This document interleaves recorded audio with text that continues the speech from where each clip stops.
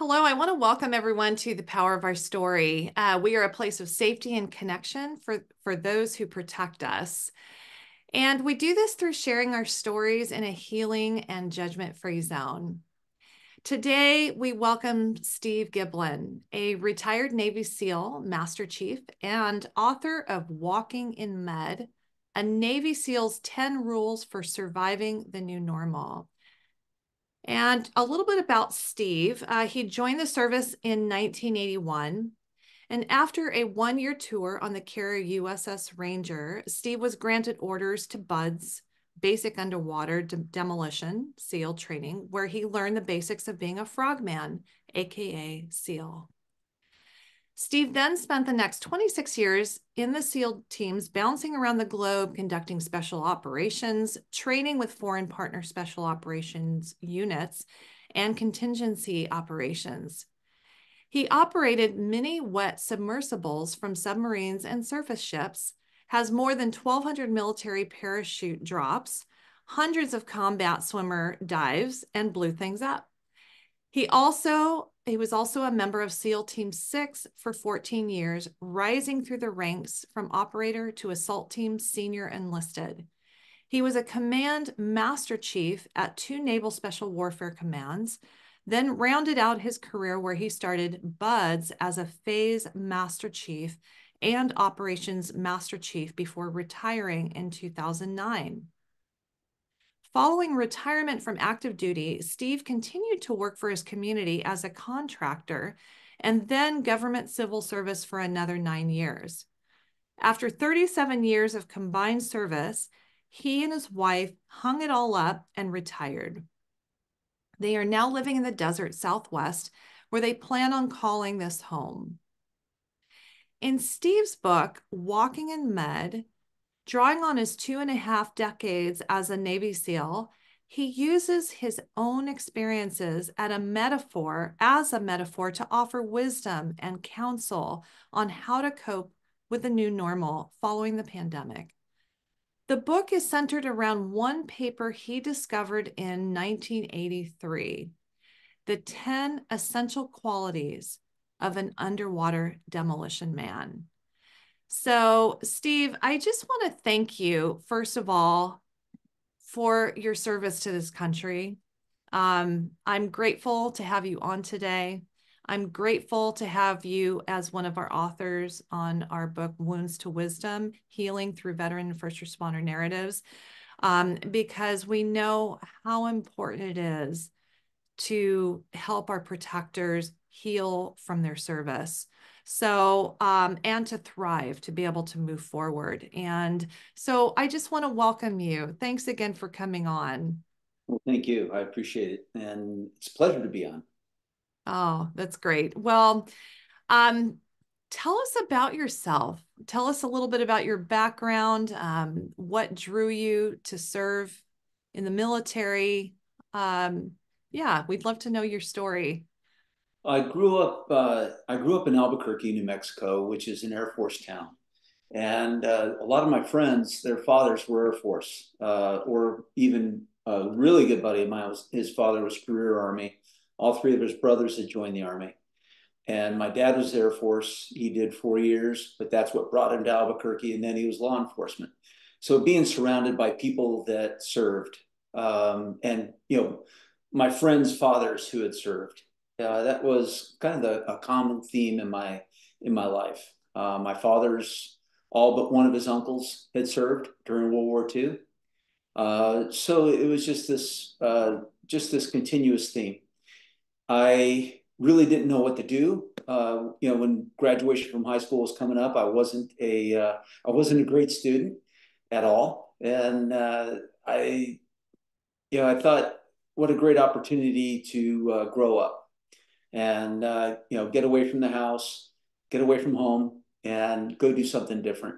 And somebody actually suggested that I join the Air Force, and I thought, why? So I could get stationed in my hometown. I just a crapshoot. It could have happened. So I decided to join the Navy, based off of a good friend of mine, one of my best friends. His dad was in the Navy. told me some stories about life at sea and, ports of call and things like that. So that's what drew me to join the Navy. When I got to boot camp, I had heard about the SEAL teams, and then I just had this brand new focus on, what I wanted to try and do. And so I was given the opportunity. The Navy didn't have to let me do it. And they did. And I'm forever grateful. They showed me a whole new, a purpose. That's what I discovered. I had a purpose. And I really, really enjoyed it. You know, I didn't find myself in a rut where I felt like I had to stay in. I just, every time I re-enlisted, it was just out of the pure pleasure of serving and loved doing what I was doing. I came across this piece of paper, the 10 essential qualities of an underwater demolition man, early on in my career, 1983, when I first got to my very first team. We were the new guys, and we were transitioning to a new compound. So we were moving the command out of the old compound and moving into a new one, cleaning out all the, offices, desks, and so on and so forth. That was our job. And my job was to work with some other teammates, doing the officer's office, ops officer, and the commanding officer's office. And in the CO's desk drawer, he had already vacated the office and everything. I found a copy of this. And I thought, wow, this is really pretty cool. Didn't know who F.R. Kane was, nor did I really, put more thought into it. I looked at the piece of paper, thought it was really cool, and kept it. And I started a scrapbook of things that I had saved throughout my career. And this was the very first thing that I had saved. And I'd never thought that it would be the focus of a book. So if you just read the 10 essential qualities, it's really like, just like anything else. It's almost like the Scouts code, or any other code. It's just really simple, and it just talks about just simple traits that we would probably like for everybody to have in life. And if we did, we'd probably all get along a whole lot better. That's great. Thanks for sharing that. I definitely want to get more into your book too.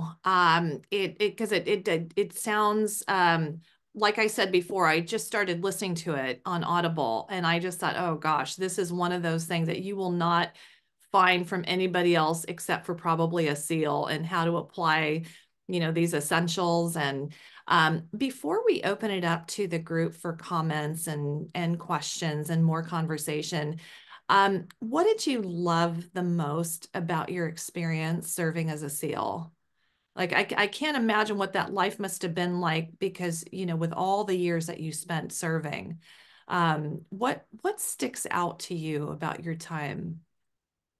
I would say my teammates. My teammates were, I mean, the absolute best. I loved being around them. You know, people kind of, and I hate to sort of generalize it, but people that aren't in a profession that they really truly love, they dread Mondays. And for me, man, I couldn't wait to go to work.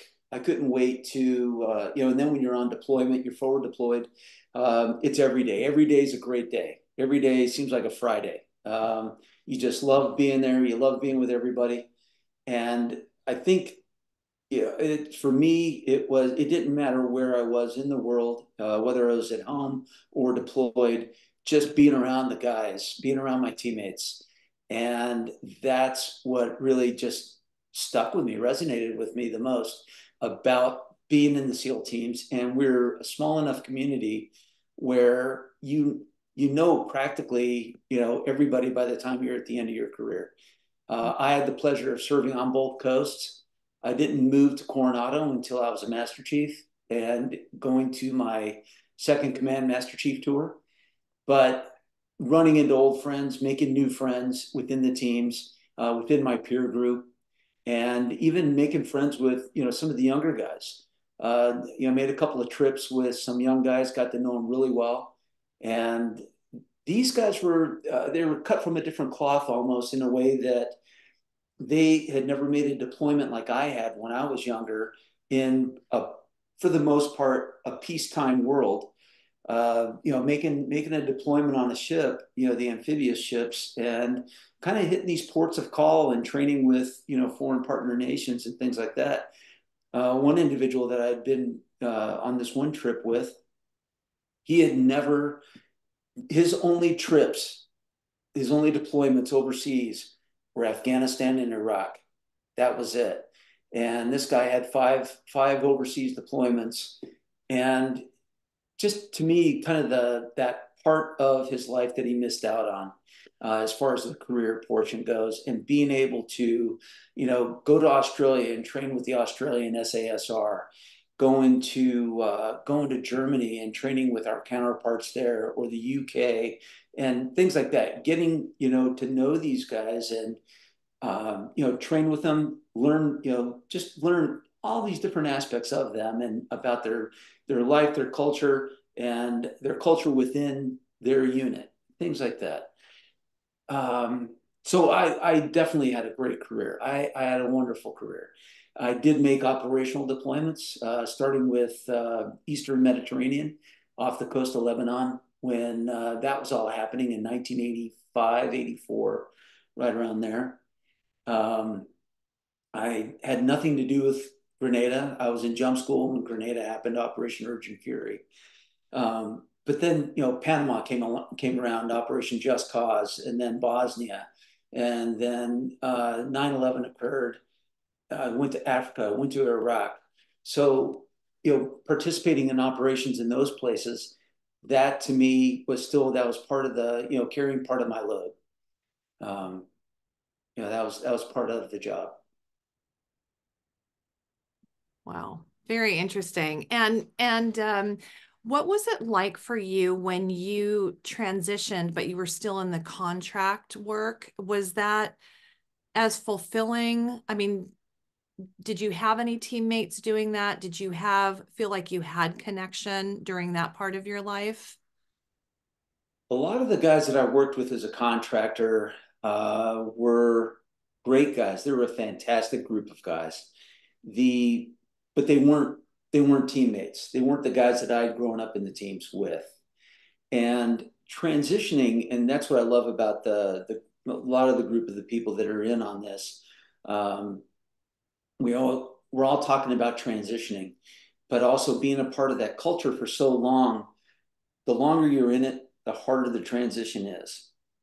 And especially when you're in a service oriented, doesn't matter if you're a first responder, military, what have you, transitioning into and trying to get into the civilian population, and do the day to day things. There's a lot of things that bother me with just day to day living in the civilian world.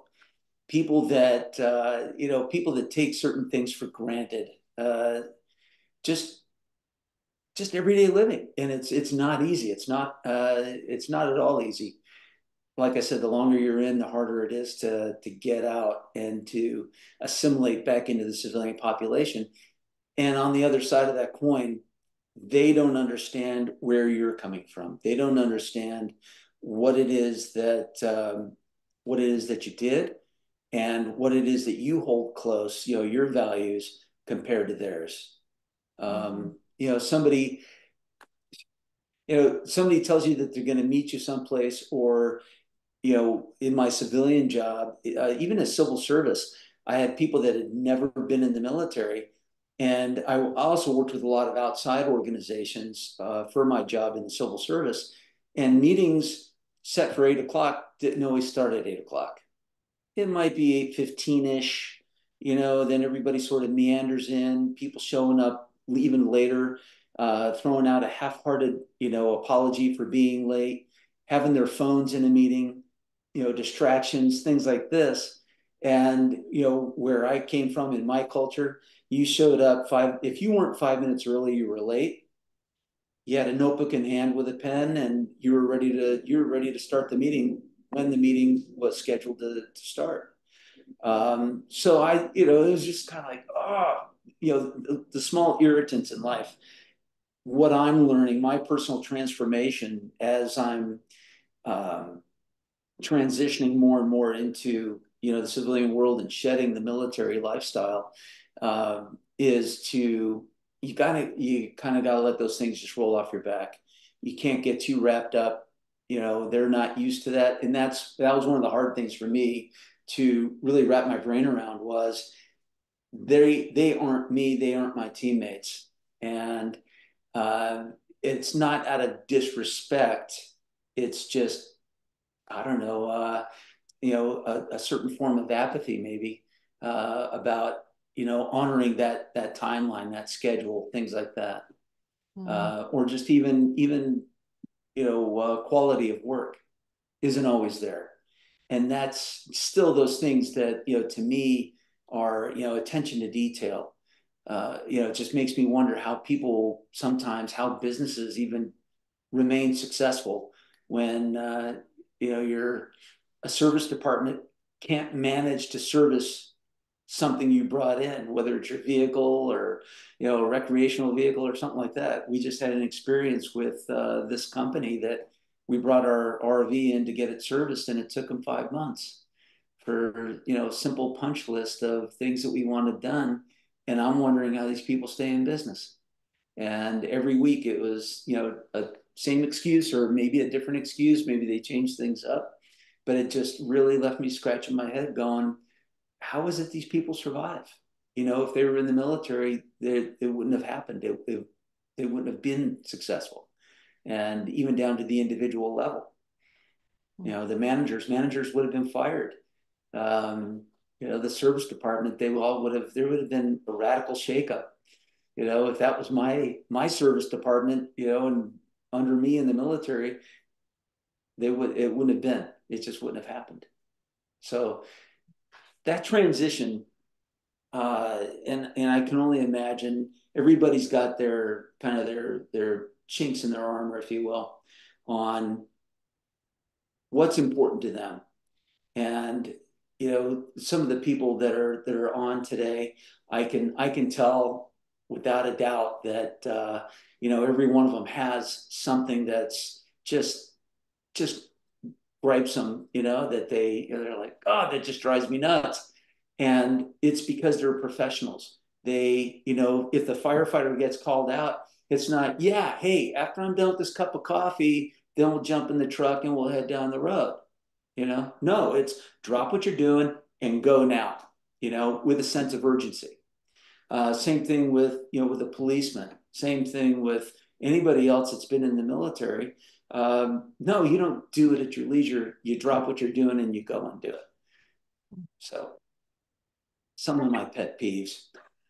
Such a good example. I really do feel like that, the value that you all bring to our culture is so important.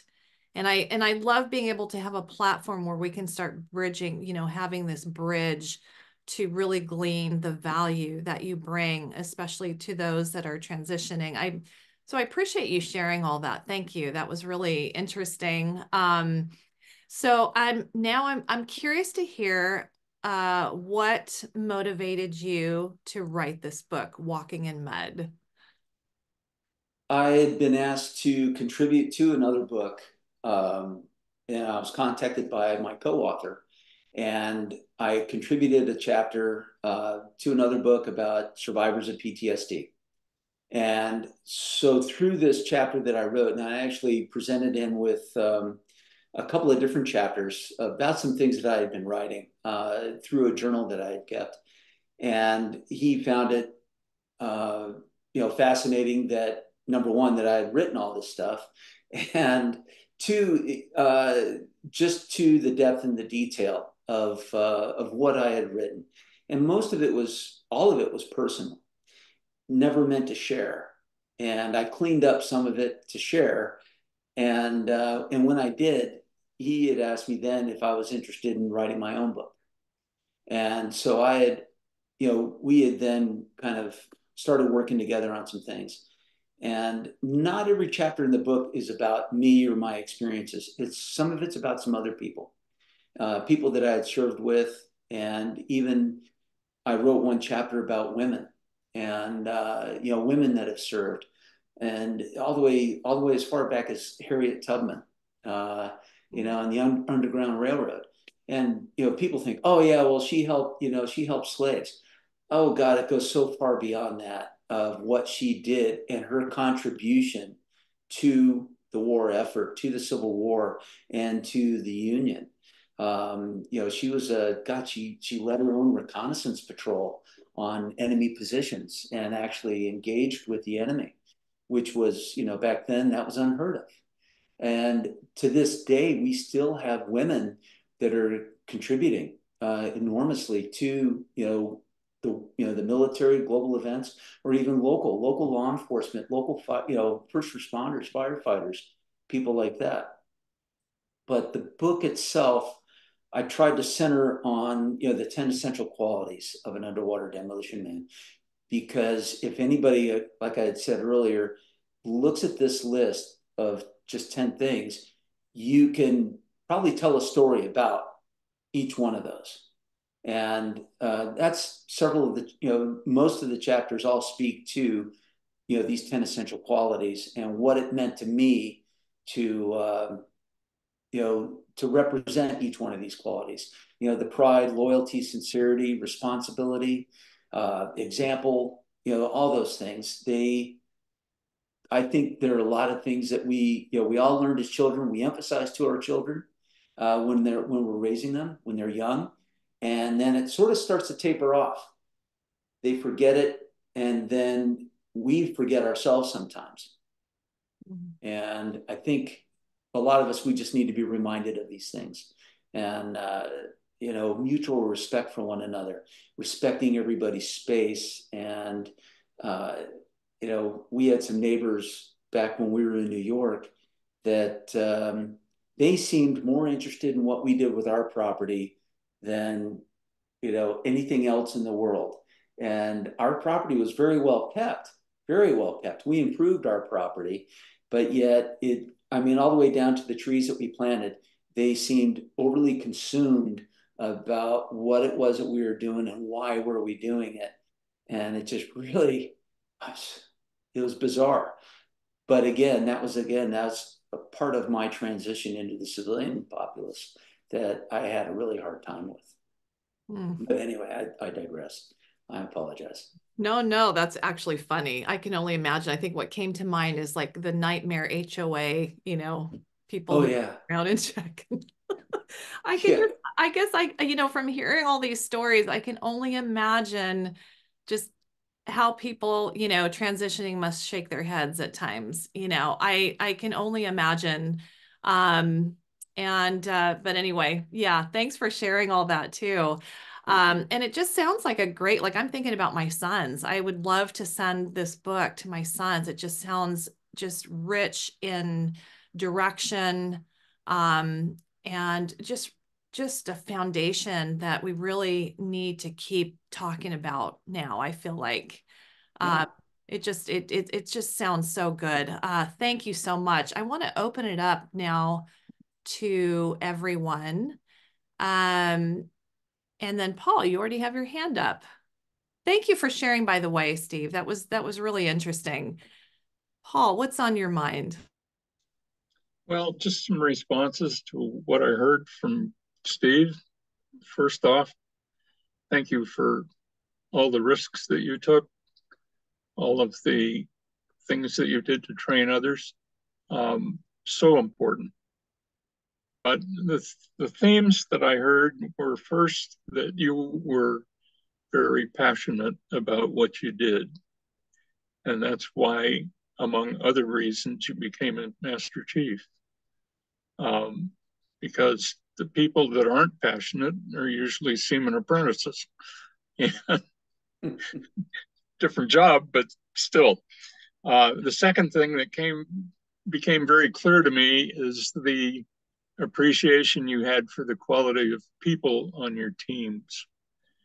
And I believe that was because you all learned the discipline necessary to cover each other's six in a bind. And I think that's so important when you're in an situation. And that discipline is something that is making it difficult for many of us to deal with the feeble excuses we hear every day for why things didn't get done or why things didn't happen or why promises weren't kept, and ad infinitum. And when you have that discipline, what comes is the expectation that the people around you who make agreements with you will keep them. And the fact is that life stops when the agreements are not kept until they're either altered or terminated. And the result of that is that you wind up putting distance between you and the people that are claiming they couldn't do this because they had a broken fingernail. And it's so to understand the value of that discipline, not only as it was taught to us, but also as we taught it to others, and carrying on not just a tradition, but a set of values that if they get the right values, they can make their own rules, and they will do it because they know that's the right thing to do. The right thing to do is important to people like that. So, in any event, thank you again for everything. I really enjoyed your talk, and that's kind of what I got out of it. So, thank you, Paul. You're welcome. Thanks, Paul. And then Barry. Yeah, Steve. Look, I think as I said with your book, I tend to look at it as a roadmap. And you've got a lot of choices, you've got a lot of signposts, and that's what makes it valid to people coming from a number of directions. I think what interests me is that there's two components. And first of all, the title. I think transitioning, there's a long journey through the mud. And that mud is not easy. And I think we have to draw on the attributes and the skills of what we learned in service to navigate through that mud. But you raised two things that would be interesting to hear you talk about. The first one is loss of tribe. And I think you're spot on in that. I think in any level of service, that connection, it's very hard to let it go. And often the people we reconnect with are from that tribe. But you talk about that intensity of the loss. And the first part is I'm wondering what you took from your book that has helped and continues to help you navigate through that loss of tribe, recreate it, find it in a whatever way you are finding it. The second one is that lack of fit. I mean, we know that there's a very different fit. It's a different shape. It's almost like a different song between service and civilian life. And it's how we navigate back into that. But I also think there's an obligation to bring back into that core wisdom and attributes that those that have not been in service can become aware of and grow from. And my basic tenet is you never leave yourself behind. You bring it back, the good parts. And I think veterans can add to the civilian world. So how have you navigated loss of tribe? And secondly, how are you fitting in to your journey? Because you certainly, as I think most of us have, are creaks and groans. And what are you drawing from your book that's helping you? So grab from that wonderful cookbook, constellate it into the things that are useful for you. So my sense of tribe, thanks, Barry. I really appreciate that. And, I haven't lost all of my tribe. I keep on staying involved in it. So for my area, I volunteered to be the chapter president of the UDT SEAL Association. And so I put together these what we call a muster of the men and their wives, and we get together. I try to get together once every quarter with these people, And it's great reconnecting and staying in connection with these, teammates. And we're from all different, age groups and class numbers and things like that. So it's not just like, just my buddies that I'm in connection with now. It's this broader connection.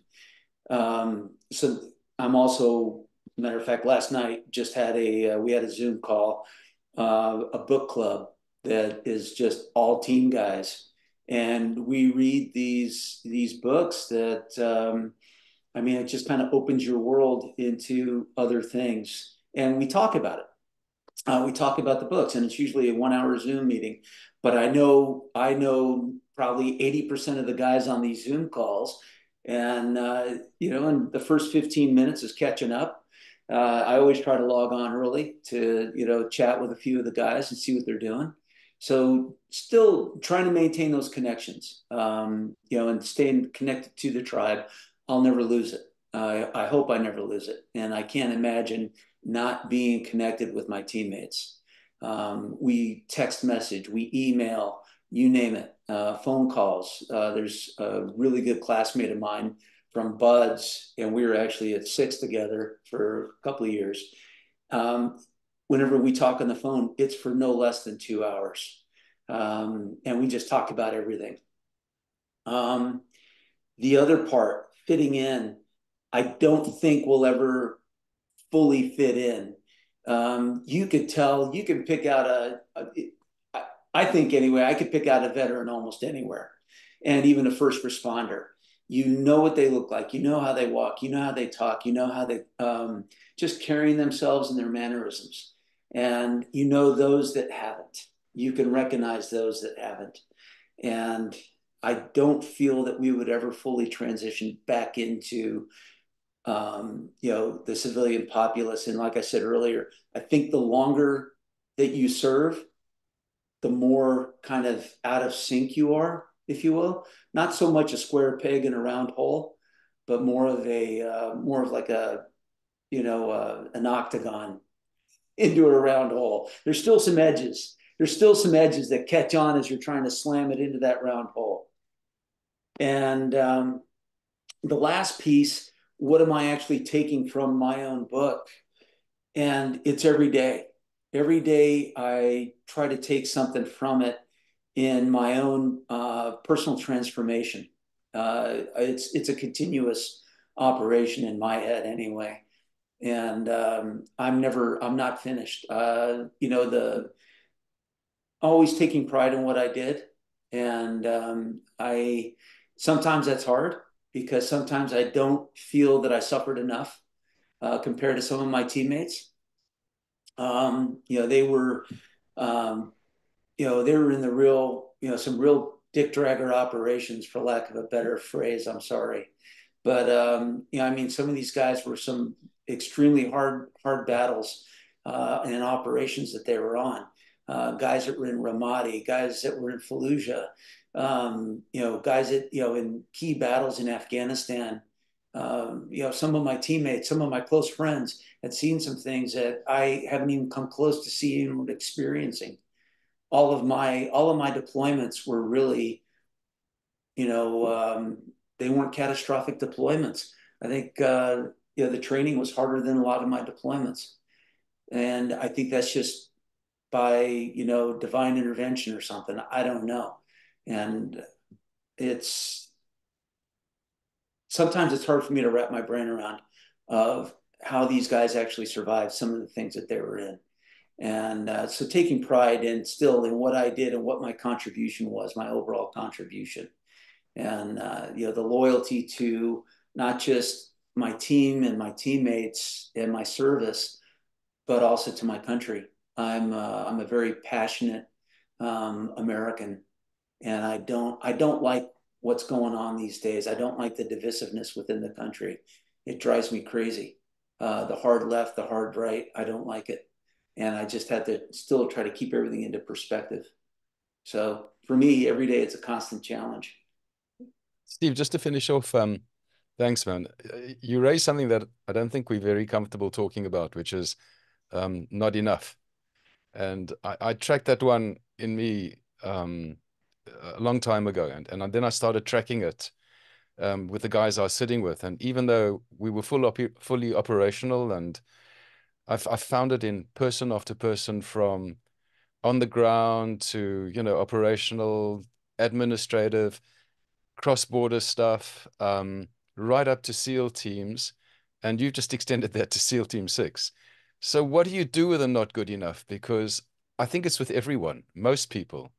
And I think that's the stuck point, because with that, if it's left untended, it turns into shame for a lot of people. It does, and I've gone through those emotions. I've stepped into shame a number of times, and that's, I think that goes into a whole nother sphere of mindset that somehow you have to pull yourself out of it, and sometimes it requires somebody else to help pull you out. And that's I've gone through some intensive therapy. I went to a veterans program, and over a 2-week period, I received probably a year's worth of therapy. And my therapist just emphasized time and time again that I did enough. And there's still plenty of times where I don't think I suffered enough, and I feel shame for not having been available, been over in theater to contribute more. It's a constant tightrope every day. Yeah, I think that's probably the stickiest part of the mud that you talk about, because Yeah. that one is not easy to extricate from. So yeah, thank you for sharing Yeah. that. Yeah. Thank you, Barry. Thank you, Barry. I mean, this is why it's so great to have veterans and first responders on a coffin conversation, because you know these questions. And I really appreciate that, Barry. That was really interesting, Steve. Thank you. And then Scott. Hey, thanks, Sara. Let me lower my hand here. Okay, there we go. Hey, two first things. First thing, Steve, I think we were brothers from another mother. I was just checking off, Roger that. And then Barry, your voice with your tremendous questions, if you don't have your own podcast, I mean, you might, but if you don't, something you might want to think about. Very, you do it very well. So, hey, Steve, I thought it was funny some of the things that you were talking about that kind of, cut to the quick with silliness, right? That we see. I remember, as a young captain being at a meeting where people's watches were beeping at the hour, right? And you're looking around like, why do you have the audible beep on your phone? You're in a meeting. The CG is, doing his thing, the commanding general, or they have their BlackBerry on the table and it's on buzz, and every doggone email they get bzz, bzz, bzz, bzz on the table, you know, stuff like that. Yeah, that I don't know that you just don't do stuff like that. At least No. not in the Marine Corps, right? I'm sure with the Navy and the SEALs, and it's just kind of common sense stuff, I guess. But anyhow, kind of tagging on what Barry was talking about last, and of course what you mentioned about, you know, was my service enough? Did I do what I felt I was supposed to do? And yes, we all have that. I certainly felt that way. And then there's that survivor's guilt maybe as well, because I wasn't there. I didn't suffer enough, or you know, that guy didn't come home, and that's hard. And Yeah. the way I've dealt with that is, we all have a role to play, and we are where we are when for a reason, and it might not really be that apparent at the time, but over time, when you start thinking about how things worked out and the impact that you had where you were when means something, because you were shaping the lives of young men and leading and putting a light on a path for them.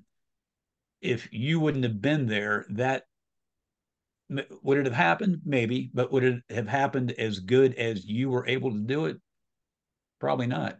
I mean, look how far you went to the pinnacle of your career as a Navy SEAL, as a Master Chief, Command Master Chief twice. You know, for those that don't know, that's the highest rank in the enlisted force, right? Whether you're in the Air Force, you know, that E9, and what comes with being that advisor to the commander, you know, that senior enlisted advisor. That is a role that commanders hold right here. You know, they're your right hand man.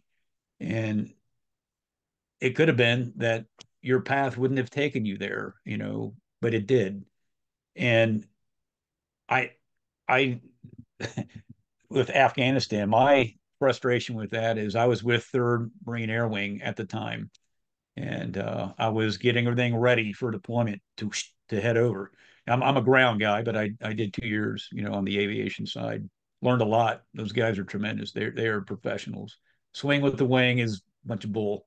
You know, it's those guys are they're hardcore. They have fun, but they have a different mission, right? So anyhow, so I'm getting ready to deploy to Afghanistan, and then you know I get a message. I've been selected for battalion level command, and so I'm not going. And so I had a brief discussion with the CG. Hey, sir, can you take me for a small time up front, and then I'll go and take command. He's like, no. He said it'll be too hard to replace you once you're there and gone. He goes, just go do good. And so I felt a little butthurt, I guess, right? Which I know that sounds lame, but but he was right, because trying to get a O5, there's a lot less of us, so trying to find one that's available to go, he just didn't want to deal with that. Hey, you've been selected, go do your thing. And as long as we know that we were serving with purpose, that we were doing the right thing, where we were is where we were. Yeah. And I think for me, I've found solace with that. And the other part is, for me, I'm a person of faith. I'm a Christian, and just that path in life has caused me to look at the fact that there's more to life than what we see, and there are things that are unknown to us that over time are possibly revealed. But the fact that your life has gone the way it's gone, it's not random. There's something that is there that is directing us daily, whether we understand it or not. At some point we may. I've certainly understood things in my life now through my walk with faith that I didn't understand at the time. I didn't know what it was. I wasn't sure why, but I certainly believe now that things happen for a reason, and that's part of it. So I'll kind of end it there. But thank you for your service, Steve. Uh, my my stepdad is retired Navy chief. He was an engineman, and he did a lot of stuff. He went all around the world. And I remember as a young kid, my grandfather, who was a Marine, he fought in the Second World War, the Battle of Tarawa, and so I was Navy Marine Corps, and my grandfather's stories went out. But he was also a fireman too when he came back, and some of his hardest stories were about service as a fireman. He didn't talk much about being a Marine until I became a Marine. Then, he shared stories. But some of his toughest things were dealing with the loss as a fireman. And, you know, when he would come upon a scene and there were dead bodies, and especially children, feeling like, what could we have done to prevent that? If we would just have responded faster, if we would have gotten to the scene, and so he had second guesses about that. Sure. And that would be tough, especially when it involves children. But anyhow, thanks again. I appreciate your service, and the fact that you're a brother. in arms, and that you're continuing to do things that are important to our communities. And I firmly believe, and this is the last thing I'll say, so I don't ramble too much. I firmly believe that our connections with other veterans is essential in our transition, because kind of hitting back to what Barry was saying, that transition is continual in life, right? There's a really hard section of transition leaving, but then there's that gradual drip transition to what life is outside of our expectations as guys that operated at a high level for decades, right? Remembering that, we have an affinity for our brothers and sisters that served, and keeping those connections open is so important. But thanks again. Thank you, Scott. The one thing that, so when Operation Red Wings occurred, the tragedy of Operation Red Wings, when Michael Murphy, Axelson, and Dietz died, Luttrell survived, but then the helicopter, the QRF, the Quick Reaction Force, went down. They were shot down in the mountains there, responding to help those guys out. I was stateside. I was Command Master Chief. Matter of fact, Danny Dietz had come from my team. My commanding officer and we had met the C5 at Dover and escorted all the caskets off. And I don't think my heart ached as much as it did that day, and escorting each one of those caskets off. And knowing that I had actually known probably half the guys that were from SEAL Team 10 that had died. And then I knew Mike Murphy and I knew Danny Dietz. I knew Danny pretty well. And, I would have traded places with those guys any day. And just for their families to have more time with them. And, so that's something that you always carry with you is, burying a teammate. And we've buried more than enough, but it's still something you'll always walk around with on your shoulders. Yeah, thanks for sharing that. It's just hard to imagine what that must have been like. Yeah, thank you. Jim. Yeah, I wanted to touch on the transition thing because it's a significant thing. We've all kind of acknowledged it. And I've got a son-in-law that's in the Corps, and so I understand, and I've dealt with a lot of military folks and worked with folks on their transitions and things like that. And I think, although maybe people don't understand it or take a total advantage of it, I think the military probably does a better job than my profession, the first responder world, in the sense that there's at least some programs available, if you take advantage of it, that type of thing. And you also have a lot of organizations on the outside. You've got the veterans organizations, the Marine Corps group, or, whatever those groups are that are out there that you have the opportunity to take advantage of. And certainly depending on what your position is, rank wise, you may have better access to some transitional resources, as you're getting ready to get out, things like that. In my world, we hand you your badge on your way out the door and see you later, right? I mean, we don't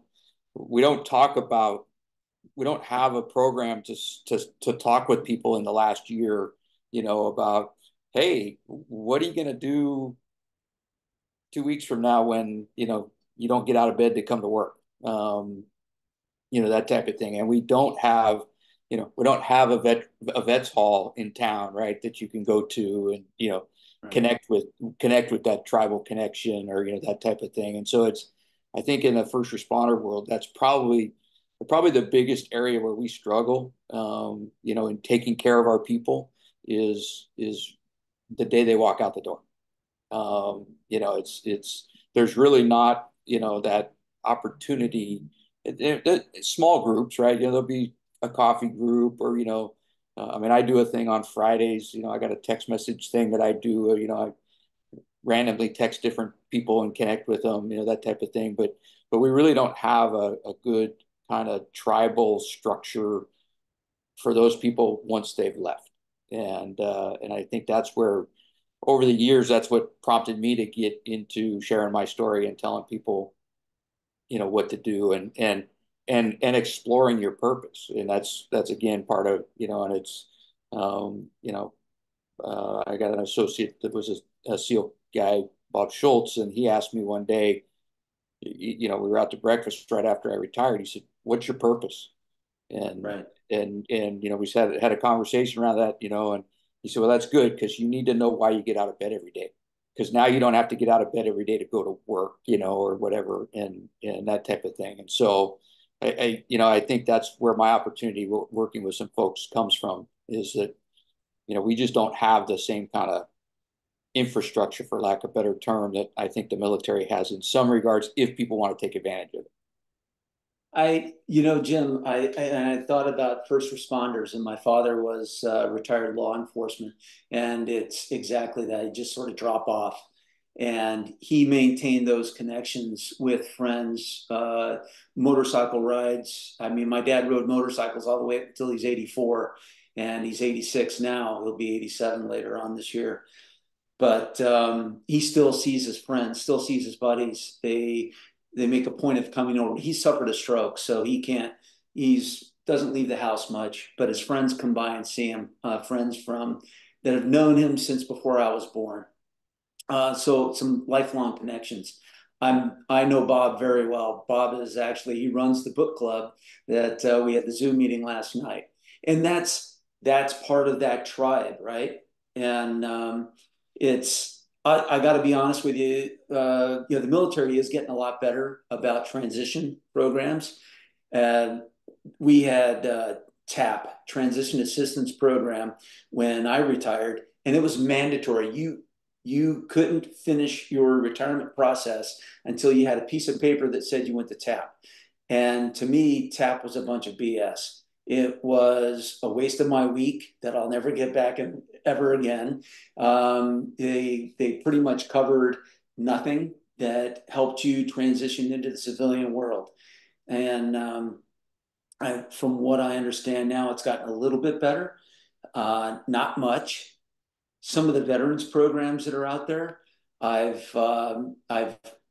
know people that have been to them, and they walked away from them because, again, some of the people that you have running them are people that were put in place by an organization that just sort of felt obligated to do this. And I did go to one thing one time, and the person that was running it had never served. They were doling out marital advice. And I raised my hand and I said, "Are you married? I didn't see a ring on your finger." And he says, "No, but I'm engaged." And I'm like, "So what the hell do you know about being married, let alone serving? If you never served, you're not married, you're just collecting a paycheck to sit here and dole out some information that you think is worthwhile. But you haven't walked a mile in our shoes. You haven't even walked a step in our shoes. So this is kind of I've opted out of programs then. But I'm always more than happy to go and have coffee or lunch with a friend. I don't know if you ever knew Denny Grimeau in Coronado. He's retired Coronado PD. He and I used to meet up a lot on weekends. He was a retired lieutenant from, like I said, Coronado PD. And he and I had so much more in common than I had ever imagined. And we would vent back and forth, or just have funny conversations. And I find more in common with first responders than I do with anybody outside, that has never served, that has never, done any kind of, or knows what it is to serve. And I think by me writing the book, that was one of my goals, was to kind of, put that out there, that, we are a small tribe, and we have to find, no matter what your tribe is, You know, if you're that one SEAL that has coffee with a bunch of cops and firefighters, that's a lot better than not having coffee at all with anybody and sitting at home by yourself. So I think going out and finding your tribe and finding that new purpose. Bob was exactly right. Bob's a smart guy. I like Bob. You know, but there's that tribe is important, and not losing that sense of tribe. Again, the text messaging, all the different modes of communication we have these days. If we're not utilizing them as best we can, then time to start leaning in and doing it. You know, if you're missing people that much. Right. Yeah, Bob, he got me hooked up with the All American Leadership Group. I mean, it's because of him that I'm doing what I do now. That's fantastic. So yeah, no, I think that's fantastic. I appreciate how proactive you are, Steve. I mean, like, this seems to be the biggest issue about really forming that tribe after transition, and just that it's so huge, it's so key. I've heard that a lot about, I mean, the stories are just always coming with the same issues, the same hardships of, the loss of the tribe. And, you think about, like, gosh, what if, Denny's took on the, Friday morning at 7 a.m., always for veterans and always having a place to come have coffee, or, something simple ideas of always pulling our protectors back together again, because you still have that heart and spirit, even if you're not active duty. You still have so much to pass on, and so much to model, and so much to lead in. And so it's always such an honor for me personally to be surrounded by these comments and this conversation, because you really do model such great things for our citizens.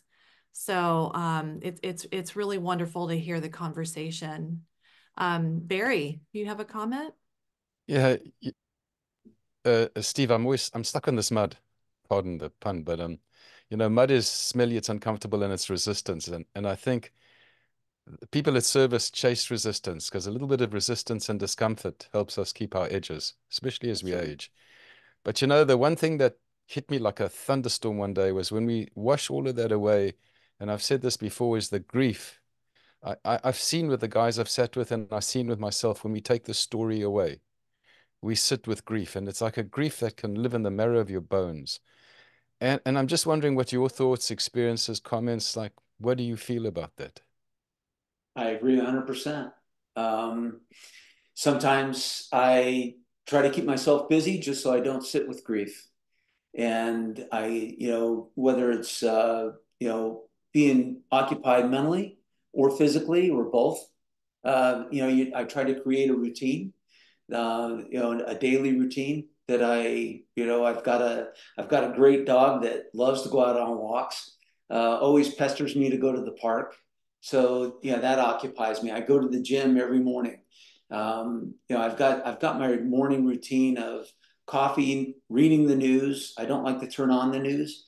I read the news, and I always go down these little threads of things that just keep me occupied. And a lot of times it's, again, the personal transformation type things. I love going down into the, philosophy, things like that. And I think philosophy has helped me out a lot in dealing with the grief, the loss of tribe, the having not suffered enough. That's all those things that come in one nifty little bag. And on top of that, I'm fortunate enough to be married to a retired service member. She was a chief when she retired from active duty, and she understands. She really gets it. So she and I have a lot of these conversations. We're also fortunate enough to have 3 of the 4 grandchildren local. So we get occupied with that, and that'll eat up an entire day, and we come out of it exhausted. It's great. When we were living in New York for that short period of time, 4 years, I immediately gravitated to a guy in the gym, and I looked at him and I said, "This guy's got to be a cop." And I just started talking to him, and sure enough, he was not only a cop, but he was on the county SWAT team. And I told him my background, and he's like, "Oh my God, do you want to come to a day of training just to watch, talk, meet some of the guys?" And I ended up being a SWAT team groupie for like a year and a half, 2 years. And they let me shoot with them. They let me do all kinds of things. I didn't go out on any call outs with them or anything like that. But they asked for my 2 cents on things that they were training on, and but it gave me a sense of belonging. And to this day, he and I still talk, once a month at least. We share text messages back and forth. He's the same age as one of my kids, but I regard him as a close friend. And for me, that helped me out enormously, a sense of belonging. Yeah, thanks, Steve. And I also think that, when we look at each other, we understand each other through our hearts, and that heart is about the grief stuff. Yeah. And I don't see it as a negative thing. I think it's really uncomfortable. I mean, I don't like going there, and my wife will kind of prod it. I'd rather go as I used to do, try and kill myself running on the trails. But I think we have to learn to live with this grief. It's a constructive, creative thing, but geez, it's a hard one, eh? It's also why I write. Yeah, I've got more written down than anybody has read. So yeah, without keep a doubt. writing. Yeah, Keep, journaling. yeah, keep doing it. Good wisdom there. Thanks. Thanks. That's great. Hey, Sarah, if I could jump in at something on what Jim was talking about, that transition for, firefighters, police, rescue, whatnot. Um, that's a huge thing, and we do, as people that serve in the military, we kind of take for granted the system that is out there. The government is only going to do so much, and how effective that is, that's getting back to what Steve's saying. Depending on who's running that program is what you're going to get.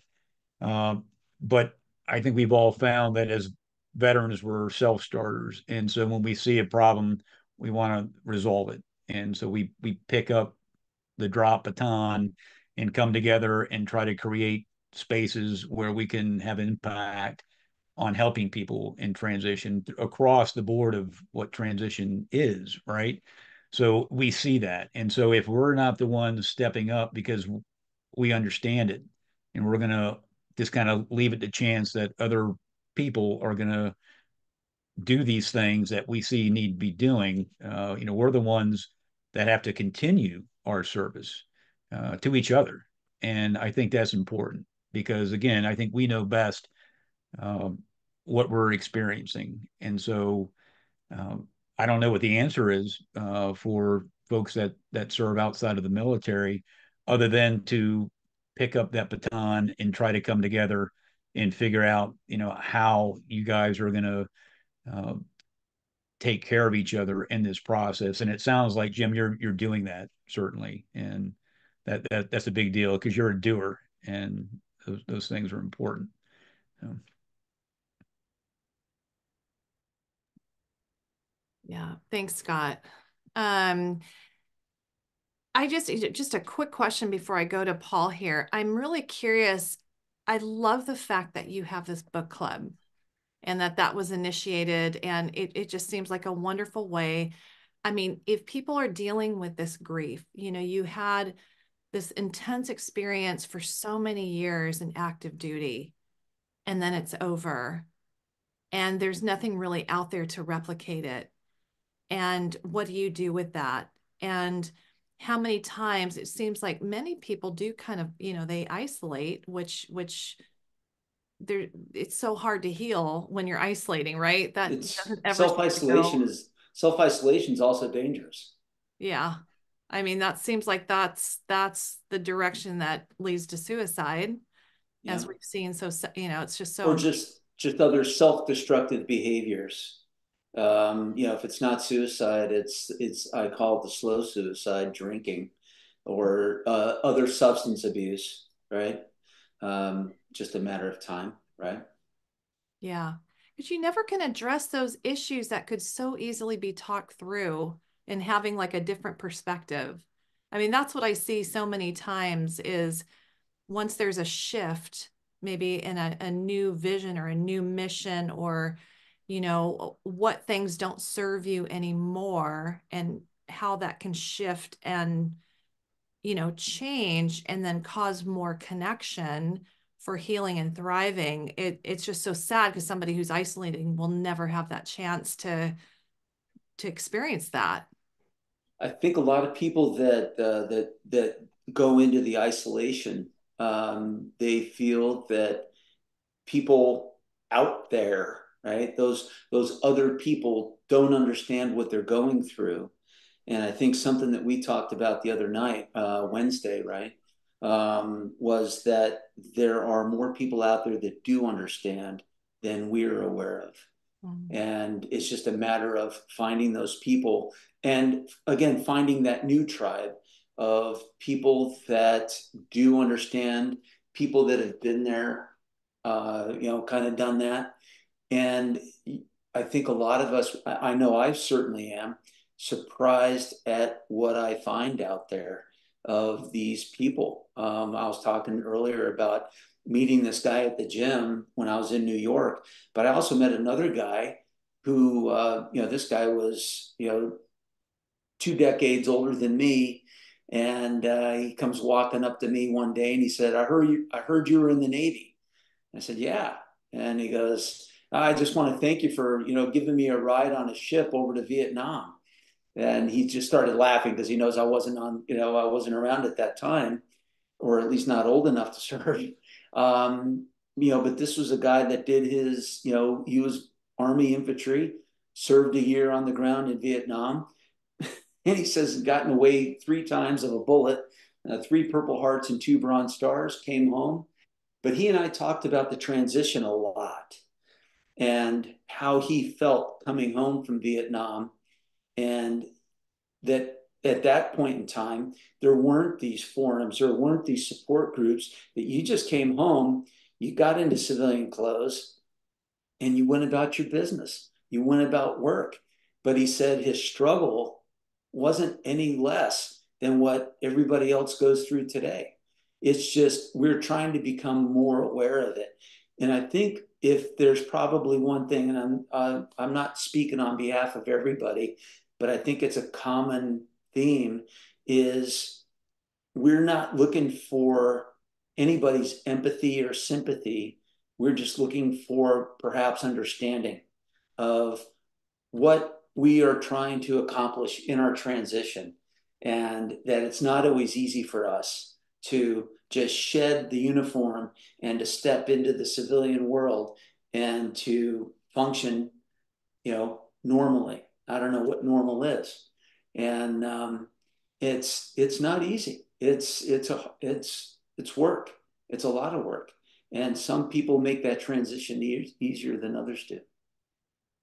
It's so understandable. And I think the more that, a civilian like me hears your stories and you see the patterns, it's just so understandable that this is just a difficult human thing. And I mean, I think that's what and even just to encourage people, anybody who's even listening to this, there was one veteran who shared his story with me that changed my whole trajectory. And that's why I'm doing this today. That, the more that you share your stories, I think there's a lot of civilians like me that all we just needed to do was hear the story. And we want to protect our protectors. We want to support those who have protected us. But many times, you can come across as just more stoic, you're well put together, so it's hard to connect to something that we don't know or understand. But through the power of storytelling, it really, I never felt pity or anything like that. There's too much strength there. I just saw it as a human, hardship. And even the hidden wounds, again, like that's just like any physical wound, you need a time to heal. You need a time, for a reset with the tempo that you've been on and the things that you've been a part of and the disruption of sleep and everything that you've had to put your bodies through. Like, to me, it just makes so much sense to just take a little time out. And like you said, to be surrounded by understanding. And I really hope we can just grow in that as supporters and advocates who are grateful for your service. So thank you for sharing all that. Why don't we Hey, go? Sarah, I hate to butt in again, but I think this is important. So often veterans are portrayed in, commonplace as being folks that are broken, folks that, can't exist outside of their construct of the military because their service has broken them in so many ways. And that is absolutely not the truth. And there's a lot of folks that mean to do well with how they interact with people that have served, but they just don't necessarily understand kind of what you guys are talking about. But I have absolutely seen, I know that all of you probably have seen this too, that there are folks that mean well, but they don't quite understand the things that we talk about in groups like this. And so it comes across as, gee whiz, why would I want to serve? Because look at these guys, right? And so I think that's something that we need to remember when we're talking about things like this, is that, we're strong people. We've endured things that not many folks probably could, but we did because of our training and the brotherhood, the sisterhood of our organizations, and we're very capable folks. Yeah, that's for sure. That is for sure. No doubt about that. At least for people who are had the chance to connect. There's no doubt about that. And thanks for adding that, Scott. I appreciate that. Why don't we close out with Paul? And then I would love to go back to you, Steve, and just ask you what you want us to walk away with from this conversation. So, Paul, what's on your mind?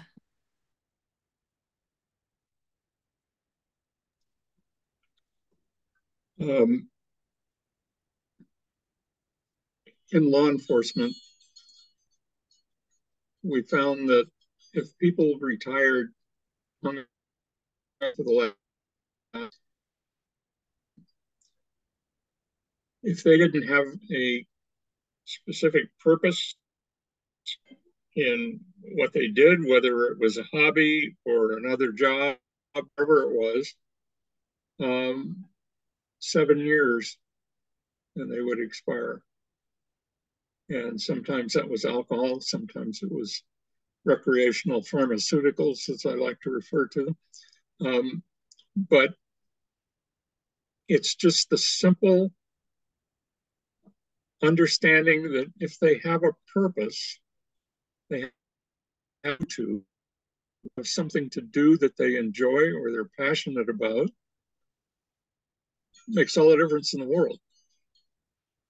And I'm 80 years old, and I went in the Navy in 1961.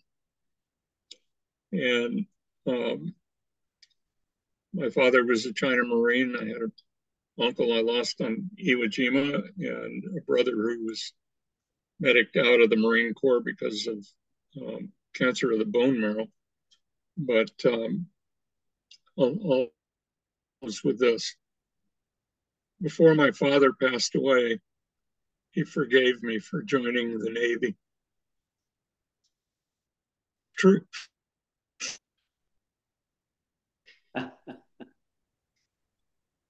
That's funny. That's great. Thanks, Paul. Lisa, do you have a comment? Then we'll close it out. I do. Let me lower my hand real quick. Hi, sir. I just want to introduce myself. A couple things. First and foremost, thank you for your service and thank you for your story. And then as I was reading the email for this week, on your career and that, we have a couple things in common. I came out here in 1981 as a Navy wife. That didn't work out. And then I dated a guy who was on the Ranger. He went on deployment in the Ranger. They used to call, I don't know if you heard you probably did. They used to call it Ranger Danger. Yeah. You did hear that. Okay. Yeah. And then let's see, first of all, well, Coronado. That was my home away from home. That was my heart. I loved working at North Island, kind of like you. I wasn't in the service, but I was a defense contractor at North Island. I don't know. Have you heard of Trandez Corporation? No. Okay, they were a small defense contractor. But anyway, so I worked for them for a while, and then I was on site at I was working in Building 317, if you probably know where that is, right next to the credit union. Yeah. Okay. So that's where I started, and then they liked me. So I was going to school at the time and through the cooperative education program, and they liked me, and they're like, "Hey, you want to come on civil service?" So you and I have that in common. I was a logistician, and I supported the E2C Hawkeye back in the day. Okay. Back in the day, so that I tells you love how that. old I I love am. that. I love that aircraft. That's a great aircraft. Yes, sir. Yes, sir. So I just wanted to say again, we had a couple things in common. I appreciate you and your story. Thank you. I Thank appreciate you. that. Yeah. Thank you, Lisa. Good to see you.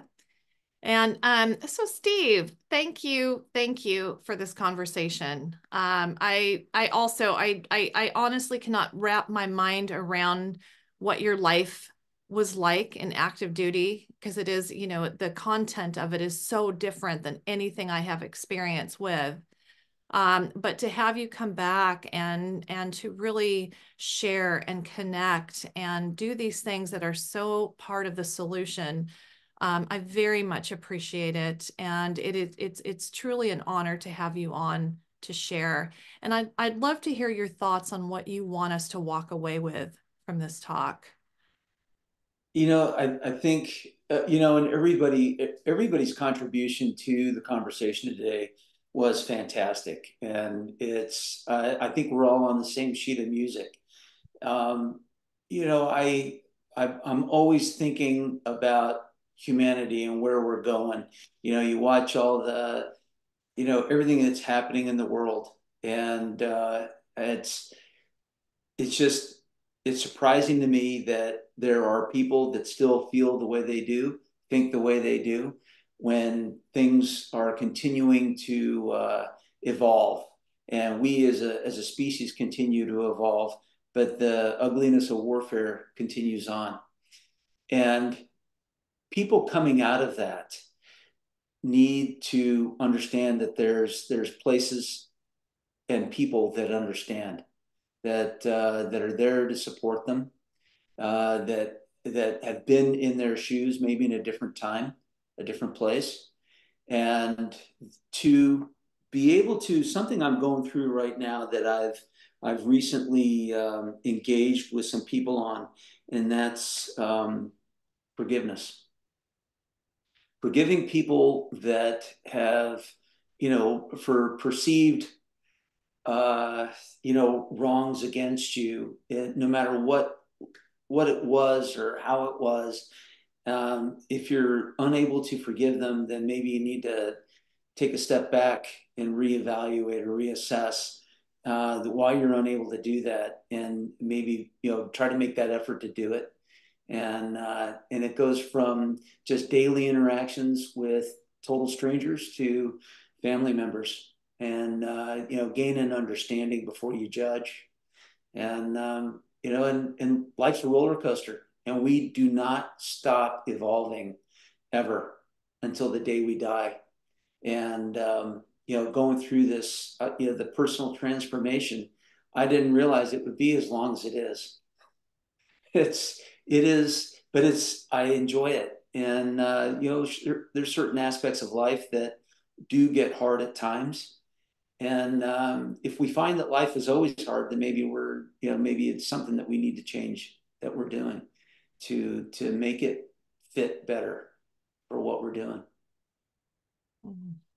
Wow, that's excellent. Excellent. And you so clearly are continuing your service, and it's wonderful what you're contributing and giving. And I really hope to stay connected. I hope to be able to support you in whatever your missions are going forward. If there's anything that I can do or this platform, Thank you. yeah, it's just an honor, and thank you so much. I appreciate it. Thank you, Sarah. Thank you. And thank you to everybody. I really appreciate it. Yeah, thank you, everybody. Your comments were wonderful. Thank you.